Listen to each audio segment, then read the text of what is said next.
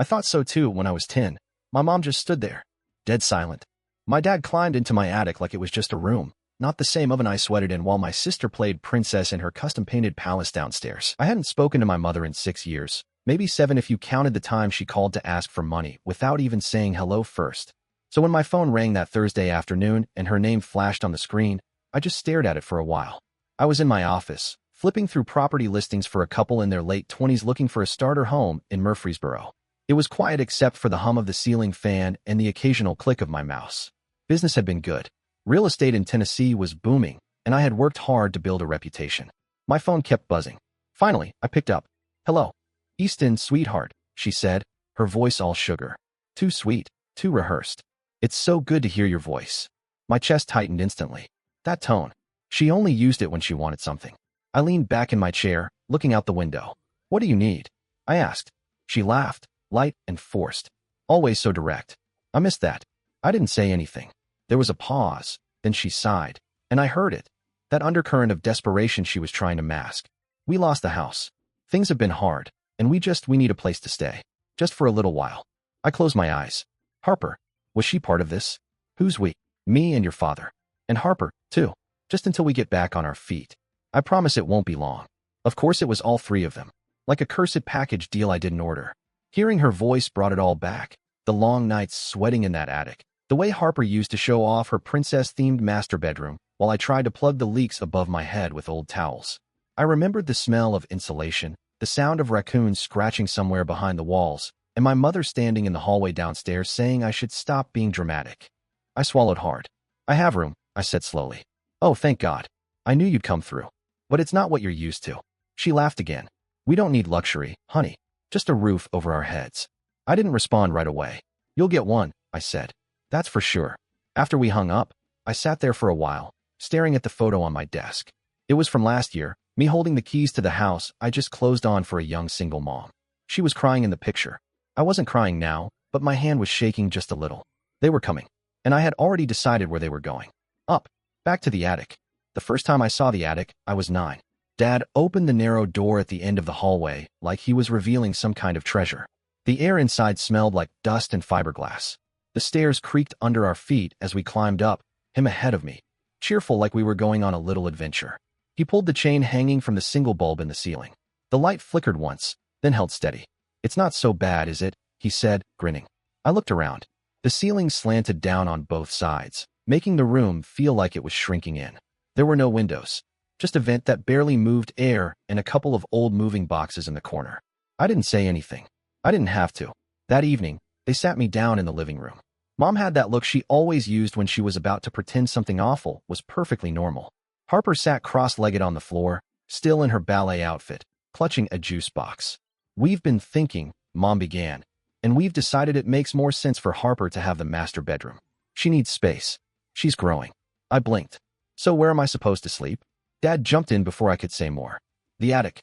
It's cozy and private. Think of it like your own little apartment." I looked at Harper. She was already grinning.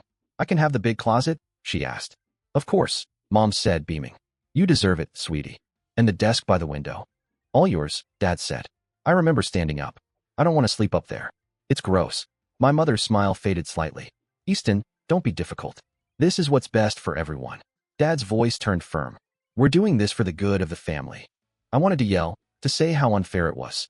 But all that came out was, "You're giving her everything." They both exchanged a look. Mom's voice dropped an octave. "It's just a phase. You'll adjust." That night, I dragged a pillow and a thin blanket up the stairs myself.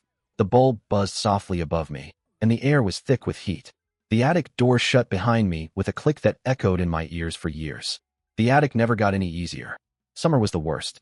By July, the heat curled in through the roof and sat heavy on my chest like a blanket I couldn't pull off.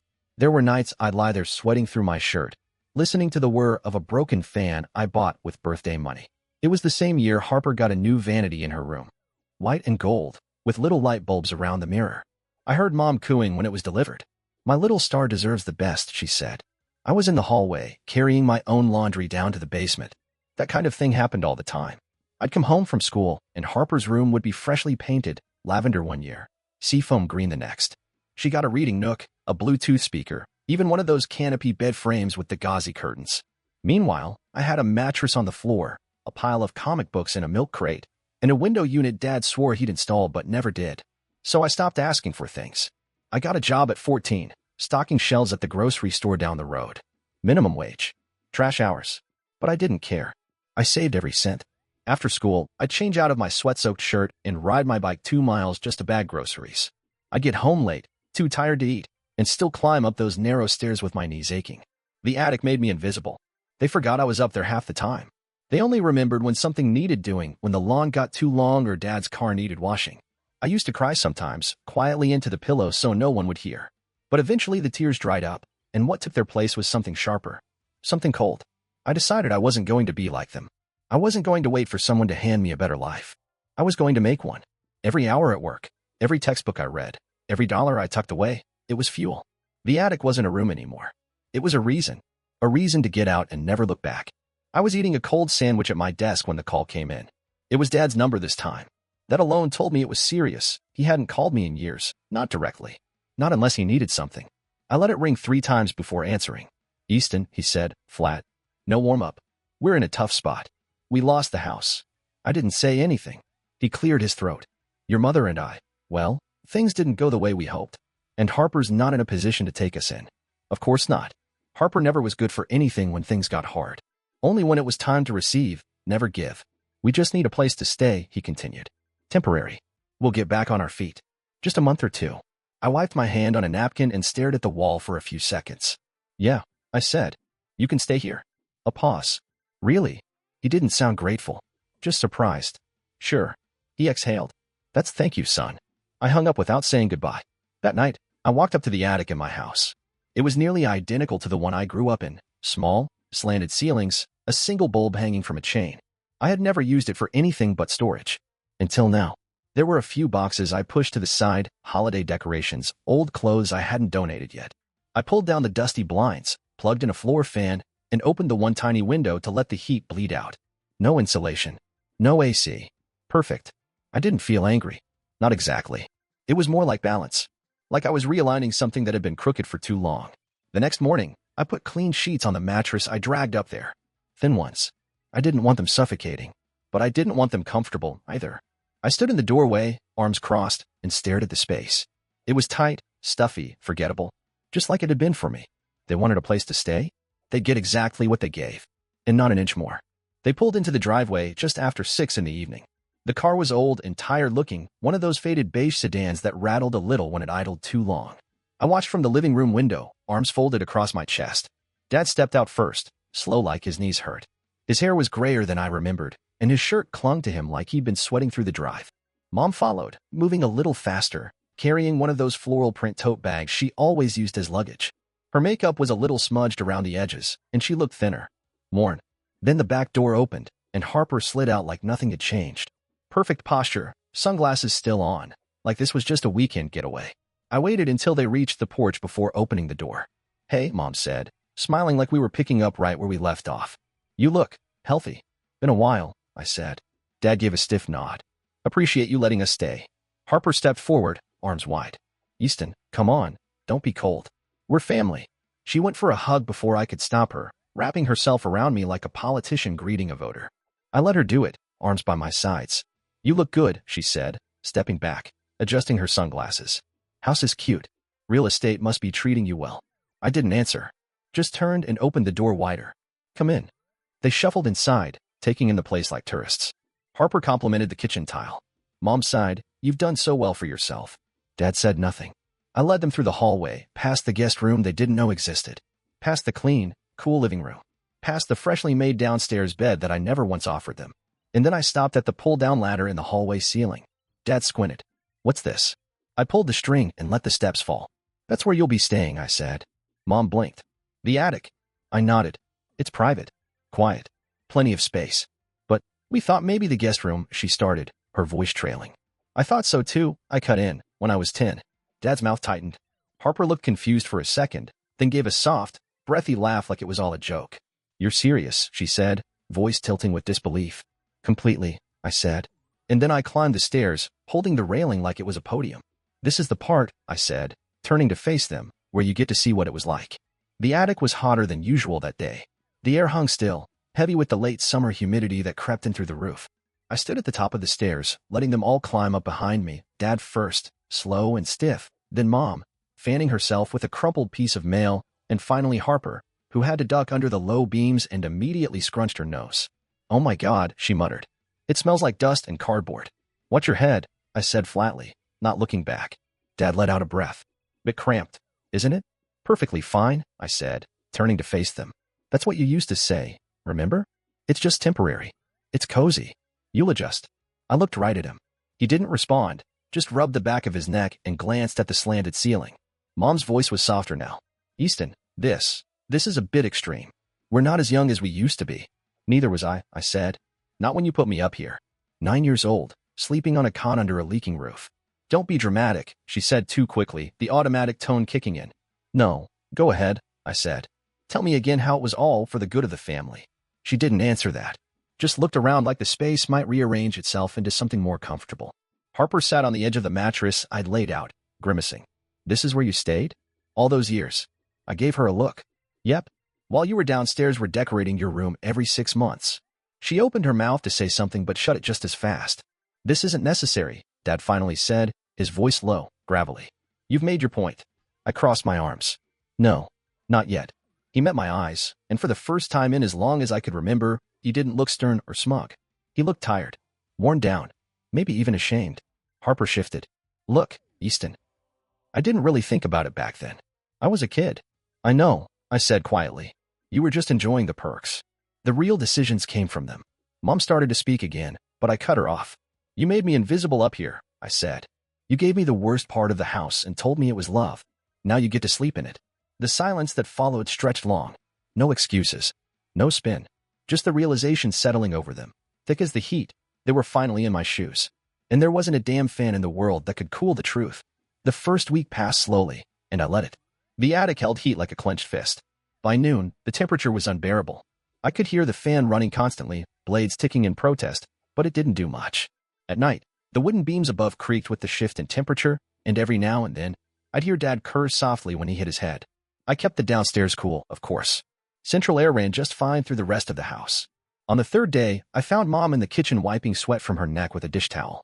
She had come down early, probably hoping I wouldn't be awake yet. "Just getting some ice," she said with a strained smile, holding up a plastic cup.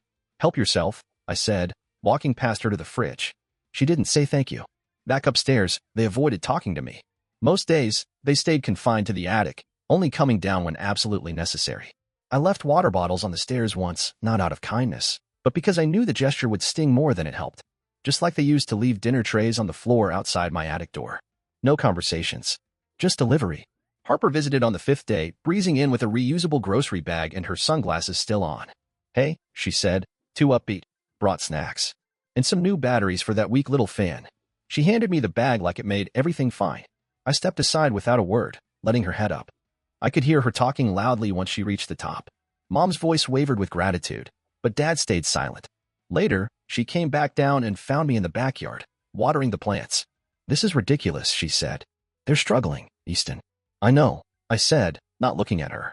"You've made your point. Isn't this just cruel now?" I turned to her slowly. "Did you ever come check on me when I was in the attic?" She blinked. "What? I mean, I was a kid." "I was a kid too," I said.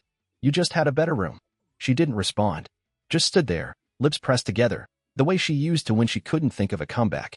As she left, she turned back at the door. "You're enjoying this, aren't you?" I didn't smile. Didn't blink. "I'm not enjoying it," I said. "But I'm not sorry either." She didn't visit again for a while. The storm rolled in fast. Thick gray clouds crawled across the sky just after sunset, and within an hour the rain was hammering the roof. Thunder shook the windows, and lightning lit up the backyard like a camera flash every few seconds. I was sitting in the living room, watching a rerun on mute, the storm loud enough to fill the silence. I could hear movement upstairs, fast, uneven footsteps, and the hollow thunk of something being dragged across the floor. Then the sound I remembered all too well, the splatter of water hitting a metal bowl. They were scrambling, just like I had, all those years ago, trying to catch the leaks before they soaked the mattress, trying to protect their clothes, their shoes, whatever they could keep dry. I didn't move. I just listened. A few minutes later, I heard Dad's voice, low and angry. "Goddamn roof. It's like sleeping in a swamp up here." Then Mom, sharp and short. "I told you to bring the other bucket. The fan's getting wet." Thunder cracked above us, and I felt it in my chest. I waited until the rain softened, just enough to hear the dripping quiet, and climbed the stairs. I opened the attic door slowly. The bulb buzzed above me like it always did, casting yellow light over the soaked carpet and the metal bowls they'd placed around the room. Mom was on her knees with a towel, blotting at the corner of the mattress. Her face looked thinner than usual, makeup streaked under her eyes. Dad sat against the far wall, legs pulled up, arms resting on his knees. His shirt was damp at the shoulders.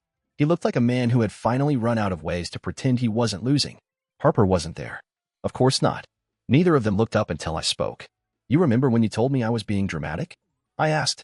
Mom turned slowly. Her eyes were rimmed red. Easton. This is the same attic, I said, stepping inside. Same leaks. Same heat. Same fan. Dad rubbed his face with both hands. We didn't know it was that bad, he muttered. We thought you'd be fine. Mom let out a choked laugh. We were wrong, she said, finally looking me in the eye. I see that now. I said nothing. I'm sorry, she added, quieter this time. For everything. Dad nodded, still looking at the floor. I was too proud to admit it. But yeah, we screwed up. I stayed in the doorway a little longer, letting their words hang in the heavy air. Then I nodded once and walked back down the stairs. I didn't say, I forgive you. Not yet. But I left the door open behind me. The next morning, the rain was gone. Just puddles left behind and the smell of wet leaves hanging in the air.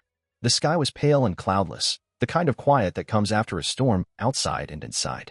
I was already up, sitting on the back porch with a coffee in hand when I heard them stir upstairs. The floorboards creaked above me, slow movements. I pictured them peeling damp blankets off themselves, stepping over soggy towels, trying not to trip on the extension cord Harper had brought for the fan. By noon, they still hadn't come down. So I went up.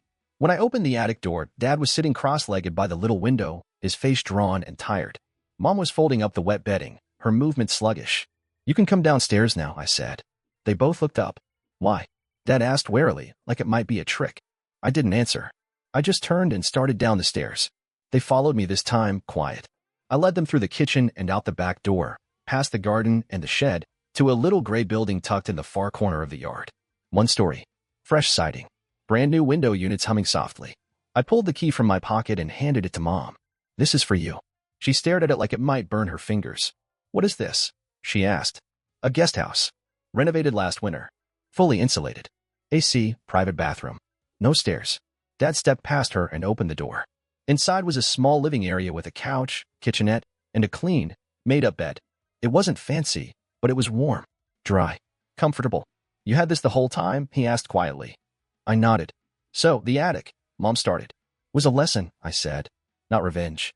Just a reminder. They both stood there, unsure of what to say. I wanted you to understand, I continued, what it felt like. Not just the heat or the leaks, but being treated like an afterthought, like you didn't belong in your own home. Mom's hand went to her mouth. Her eyes were glassy. I'm sorry, she said again. And this time, I believed her. Dad looked around the little space and gave a small, tired nod. You didn't have to do this. No, I said. But I did. Because now you felt it. And maybe now you'll remember. They stepped inside without another word, the door clicking shut gently behind them. Harper showed up that evening. She walked in without knocking, arms folded, expression unreadable. You moved them? She asked. Yeah, I said. Guest house. She nodded slowly, glancing toward the back window. You didn't do it just to punish them. No, I said. I did it so they learned something first. She looked at me for a long moment, then let out a soft breath. I guess, that makes sense. And for once, she didn't argue. 3 months later, things had settled. The attic was empty again, just as I liked it. The guest house, though, well, that was lived in now. Curtains in the window, a little herb planter on the porch, and a wind chime Mom hung up that tinkled every time the breeze rolled through. They stayed quiet most days. Didn't ask for much. I could tell they were still adjusting, not just to the space, but to the shift, the new dynamic. The fact that, for the first time, they were living on my terms. Dad didn't argue anymore. He mowed the lawn without being asked and fixed the leaky faucet in the downstairs bathroom like it was some kind of peace offering. Mom cooked dinner twice a week and left containers on my porch, labeled with sticky notes, for Easton. Thank you. It was strange, but not in a bad way. Just unfamiliar. One Saturday afternoon, I stood in the kitchen washing dishes when Harper pulled into the driveway. She parked, got out slowly, and for once wasn't on her phone. Just walked to the door and knocked. No surprise visits, no breezing in like she owned the place. I opened it and leaned against the frame. Hey, she said. Got a minute? I nodded and stepped aside. We sat on the porch, the sun dipping low, and the cicadas humming in the trees. She picked at a chipped spot on the wooden railing, quiet for a while. They're different now, she finally said. I mean, not totally. But I can tell they think about things more. About you. I didn't say anything. Just waited. I guess I didn't realize how bad it was for you, she continued. Back then. I thought you were just moody, or trying to be alone all the time. I was alone, I said. I just didn't choose it. She nodded slowly. I think I always knew, somewhere in the back of my head, that it wasn't fair. But no one said anything, so I didn't either. That was the pattern, I said. Silence. Another beat passed. I'm not asking for a gold star, she said. Just, I see it now. I get why you did what you did. That mattered more than she probably knew. We sat there for a while, not needing to fill the silence. When she stood to leave, she paused at the top of the steps. You're not the same, either. What do you mean? I asked. You used to look tense, like you were always waiting for someone to pull the rug out from under you. She smiled a little. Now you just look like you're standing your ground. After she left, I walked to the back of the house. The lights were on in the guest house. I could see Mom at the table, reading. Dad dozing in his chair. Peaceful. Maybe they were finally learning what it meant to earn comfort, not expected. And maybe, for the first time, I felt like I had a family. Just not the one they thought I'd be part of. The one I built, boundary by boundary.